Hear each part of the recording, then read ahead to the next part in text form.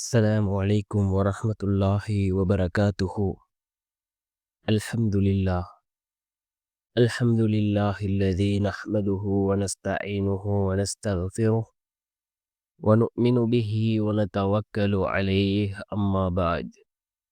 அன்பிற்குரிய அல்லாஹ்வின் நல்லடியார்களே, அன்பு சகோதரர்களே, நாம் தொடர்ச்சியாக பார்த்து வரக்கூடிய துஆக்களினுடைய திக்ருகளினுடைய தொகுப்பில் இன்று நாம் பார்க்க இருக்கின்ற விடயம் என்னவென்றால், நபி யூனுஸ் அலைஹிஸ்ஸலாம் அவர்கள் ஓதிய ஒரு துஆ. நம்முடைய வாழ்க்கையில் உள்ள கடுமையான கஷ்டங்களை நீக்கக்கூடிய ஒரு துஆ, அல்லாஹ்வினுடைய நேரடி உதவிகளை பெற்றுத்தரக்கூடிய ஒரு துஆ. அதே போன்று இந்த துஆவை நாம் ஓதினால் நம்முடைய எல்லா காரியங்களையும் அல்லாஹ் சீராக்கி தருவான். அப்படிப்பட்ட மிகச்சிறந்த ஒரு துஆவை தான் நாம் இன்றைய வீடியோவில் பார்க்க இருக்கின்றோம். அன்பார்ந்தவர்களே, அல்லாஹ்வின் நல்லடியார்களே, அல்லாஹ் ஜல்ல சுப்ஹானஹு வ தஆலா தன்னுடைய குர்ஆனிலே ஏராளமான துஆக்களை அல்லாஹ் குறிப்பிடுகின்றான். அதிலே நபிமார்கள் ஓதிய துஆக்கள் இருக்கின்றது, இறைநேசர்கள் ஓதிய துஆக்கள் அல் குர்ஆனிலே இருக்கின்றது.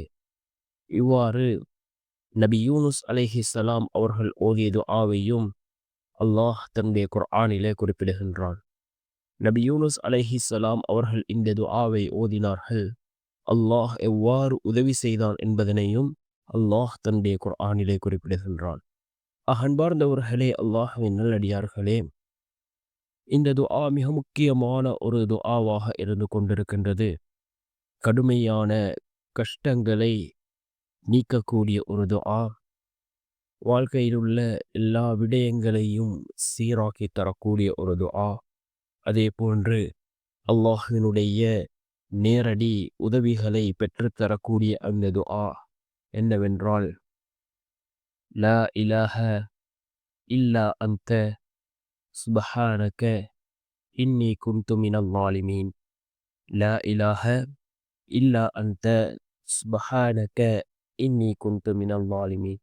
உன்னை தவிர வணக்கத்திற்குரிய நாயன் வேறு யாரும் இல்லை, நீ மிகவும் தூய்மையானவன், நிச்சயமாக நான் அநியாயக்காரர்களில் ஒருவனாகிவிட்டேன் என்று பொருள்படக்கூடிய மிகவும் அற்புதமான ஒரு தஸ்பீஹ். இதனைத்தான் நபி யூனுஸ் அலைஹிஸ்ஸலாம் அவர்கள் ஓதினார்கள். அல் குர்ஆனினுடைய 21வது அத்தியாயத்தின் 87வது வசனத்திலே அல்லாஹ் இதனை குறிப்பிடுகின்றான். நாமும் இதனை ஓதி அல்லாஹ்விடம் பிரார்த்தனை செய்வோம். நிச்சயமாக அல்லாஹ் நம்முடைய வாழ்க்கையிலும் சிறந்ததொரு மாற்றத்தை அல்லாஹ் ஏற்படுத்தி தருவார்.